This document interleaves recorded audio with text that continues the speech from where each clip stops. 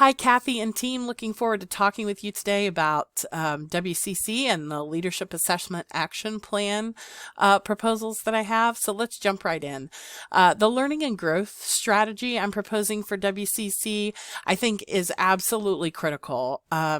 And part of the learning and growth strategy, I think that is the most critical, is being clear up front with our expectations and what we are going to do with the leadership assessment. And what I'm proposing is that we utilize the leadership assessment solely for learning and growth. I believe this will help us to start to carve out a culture in WCC of taking a learner role and growing as employees, growing together as an organization. I believe that it will start to create a culture of feedback in which we are constantly engaging in a feedback cycle, and that it is commonplace to share feedback. But most importantly, I hear what the employees are saying. They're concerned that some of these areas of learning and growth that their manager has identified are going to be used to keep them from advancing or having opportunities. And that's not the intention of learning and growth, right?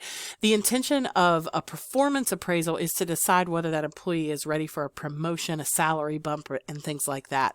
But the leadership assessment is really more for learning and growth and to get a holistic picture of an employee and determine how best to help them grow and move forward and ultimately succeed in their career. So this learning and growth strategy would really be being upfront and clear about those expectations and criteria, and inviting everyone in to this new learning and growth culture that we're going to create at WCC.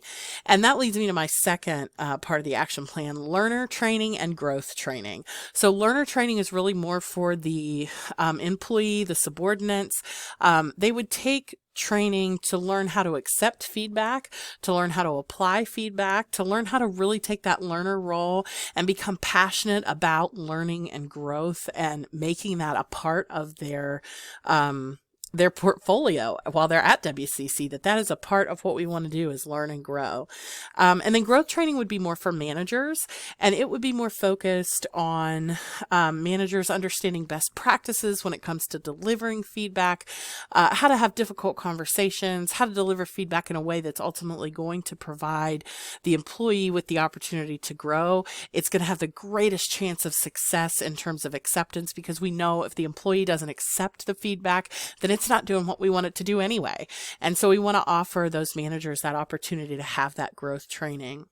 And then third, the growth plan and the collected learnings. Really, when you have given the leadership assessment, you've given that feedback, we want to create a growth plan so that if you've got somebody who's got a weakness or a developmental need, you've got a growth plan so that we can get that up to a competency or a real strength. And if you've got a competency already, what's the plan to get that up to a real strength or exemplary?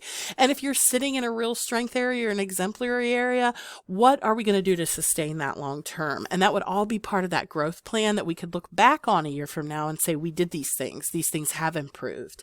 And then collected learnings would be over the span of the year, that the direct report and the supervisor would really begin to collect learnings as they're working on projects.